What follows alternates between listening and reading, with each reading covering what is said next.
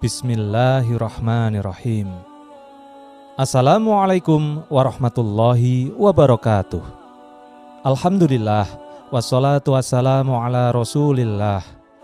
Ma'asyiral muslimin rahimani wa rahimakumullah. Abu Jahal memiliki nama asli Amr bin Hisham bin Mughirah. Ia berasal dari Bani Makhzum. Ia termasuk salah satu pemuka suku Quraisy. Sebelumnya, dia mendapat gelar Abul Hakam yang artinya bapak kebijaksanaan.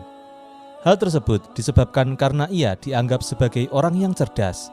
Namun, pada akhirnya Rasulullah SAW memberinya gelar Abu Jahal atau bapak kebodohan karena keengganannya menerima hidayah Islam yang sudah ada di depan mata. Abu Jahal adalah tokoh kafir Quraisy yang sangat gencar memusuhi Islam. Namun, kali ini kami tidak akan membahas bagaimana ia memusuhi Islam. Kita akan membahas bagaimana hidayah dari Allah Subhanahu wa Ta'ala sebenarnya telah tampak nyata di hadapan Abu Jahal.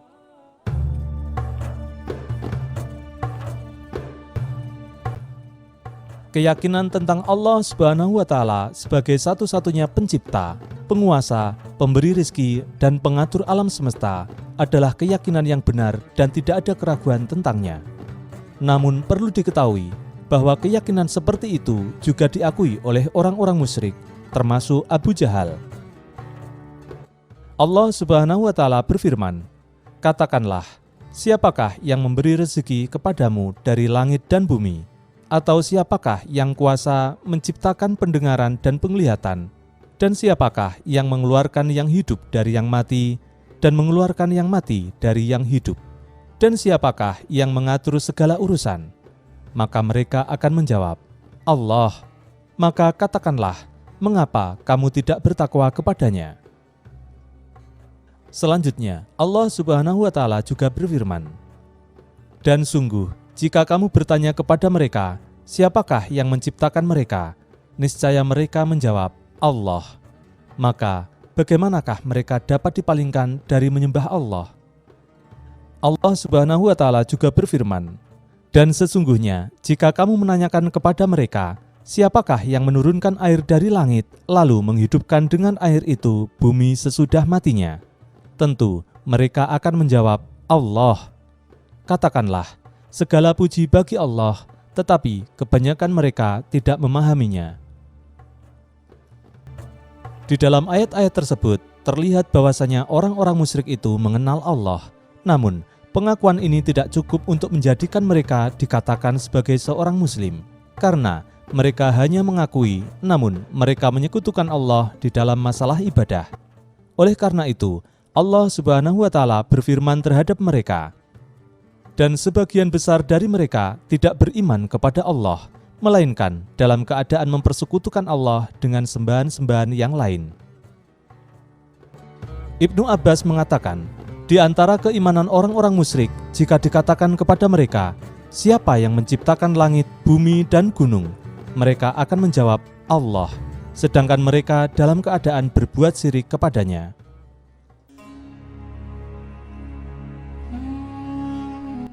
Orang-orang Quraisy yang memusuhi Rasulullah SAW, kebanyakan dari mereka sebenarnya juga meyakini bahwa yang dibawa oleh Rasulullah SAW adalah sebuah kebenaran. Namun, kesombongan dan fanatik kesukuan, fanatik budaya nenek moyang, dan fanatik kepada jahiliyah telah menghalangi mereka dari hidayah. Akibatnya, mereka diancam oleh Allah Azza wa Jalla dengan azab yang pedih. Al-Baihaqi meriwayatkan dari Mughirah bin Syu'bah. Ia berkata, "Pertama kali aku mengetahui Rasulullah SAW, yaitu saat aku dan Abu Jahal berjalan di gang-gang kota Mekah. Tiba-tiba kami berjumpa dengan Rasulullah. Kemudian Rasulullah SAW berkata kepada Abu Jahal, 'Wahai Abul Hakam, marilah menuju Allah dan Rasul-Nya. Saya mengajakmu menuju Allah.' Mendengar ajakan Rasulullah SAW, maka Abu Jahal menjawab, 'Wahai Muhammad, tidakkah engkau berhenti mencela Tuhan-Tuhan kami? Apakah engkau menginginkan agar kami memberikan persaksian bahwa engkau telah menyampaikannya? Jika itu yang engkau inginkan, maka aku bersaksi bahwa engkau telah menyampaikannya.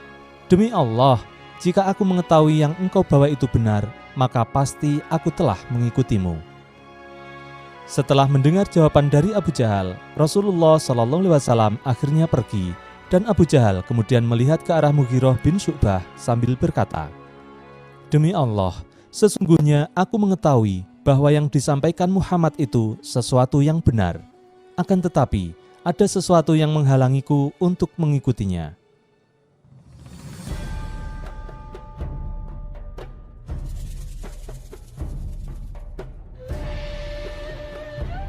Di sisi lain, Abu Jahal sebenarnya juga merasa takjub dengan Al-Quran. Akan tetapi, karena gengsi dan kesombongannya, Abu Jahal tidak mau terang-terangan mengakuinya, sampai akhirnya apa yang dia sembunyikan itu terbongkar. Pada suatu malam, Abu Jahal keluar secara diam-diam ke rumah Nabi SAW. Dia mencuri dengar bacaan Al-Quran dari balik dinding rumah Rasulullah SAW. Dan tak terasa, terangnya subuh mulai menggulung gelapnya malam. Merasa khawatir tindakannya diketahui oleh orang lain, maka Abu Jahal kemudian pulang dengan langkah hati-hati. Akan tetapi, takdir Allah Subhanahu wa Ta'ala mempertemukan dia di perjalanan dengan dua temannya, yaitu Abu Sufyan dan Al-Akhnas bin Syuraik, atau yang lebih dikenal dengan Abu Sa'labah. Sungguh mengagetkan sekaligus menggelikan. Ternyata mereka baru saja melakukan hal yang sama. Abu Sufyan dan Abu Sa'labah, mereka juga mencuri dengar bacaan Al-Quran Rasulullah SAW dari balik dinding yang berbeda. Mereka bertiga tak dapat menyembunyikan rasa malu mereka. Akhirnya, mereka sepakat untuk tidak lagi mengulangi perbuatan mereka. Namun kenyataannya, pada malam kedua mereka kembali lagi.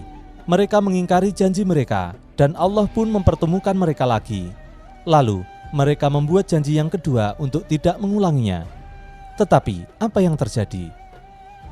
Di malam yang ketiga, mereka tetap datang lagi untuk mencuri dengar bacaan Al-Quran dari Rasulullah SAW. Dan mereka pun akhirnya berpapasan lagi untuk yang ketiga kalinya. Mereka mulai saling menyalahkan satu sama lain. Mereka berjanji lagi dan lagi. Kejadian itu membuat Abu Sa'labah bertanya-tanya, kenapa bisa terjadi seperti itu? Abu Sa'labah tidak bisa menahan dirinya untuk meminta pendapat tentang apa yang dirasakan oleh kedua temannya itu. Ia kemudian pergi ke rumah Abu Sufyan dan bertanya, "Wahai Abu Sufyan, ceritakanlah kepadaku apa yang kamu rasakan saat kamu mendengar apa yang dibaca Muhammad." Maka Abu Sufyan menjawab, "Wahai Abu Sa'labah, demi Allah, aku telah mendengar sesuatu yang aku tahu maknanya, dan aku juga mendengar sesuatu yang aku tidak tahu maknanya." Kemudian Abu Sa'labah berkata, "Demi Allah, aku juga merasakan hal yang sama." Selanjutnya, Abu Sa'labah kemudian pergi ke rumah Abu Jahal. Ia bertanya, "Wahai Abul Hakam, apa yang kamu rasakan saat mendengar apa yang dibaca oleh Muhammad?" Kemudian Abu Jahal menjawab, "Apa yang aku dengar? Wahai Abu Sa'labah, kita telah bersaing dengan keturunan Abdi Manaf dalam kemuliaan. Mereka memberi makan orang, kita pun memberi makan orang. Mereka menolong orang, kita juga menolong orang. Mereka memberi, kita juga memberi. Sampai kita kalah seperti halnya tadi malam, seolah kita adalah kuda yang tergadaikan." Abu Sa'labah kemudian berkata, "Aku tidak perlu basa-basimu. Sekarang sudah jelas, telah datang seorang nabi dari keluarga kita sendiri. Mengapa kita tidak mengimani dan menjadi pengikutnya?" Maka dengan sombongnya Abu Jahal berkata, "Demi Allah, kita tidak akan mengimaninya dan membenarkannya." Demikianlah Abu Jahal yang tahu kebenaran Islam, tetapi kesombongannya telah menutup pintu hidayah yang telah ada di depan mata. Ia tahu bahwasanya Islam adalah agama yang benar, dan Nabi SAW benar-benar seorang Rasul. Tetapi karena keegoisan dan sikap fanatik kesukuannya, ia tidak mau mengikuti jalan yang lurus. Wallahu a'lam bishawab. Wassalamualaikum warahmatullahi wabarakatuh.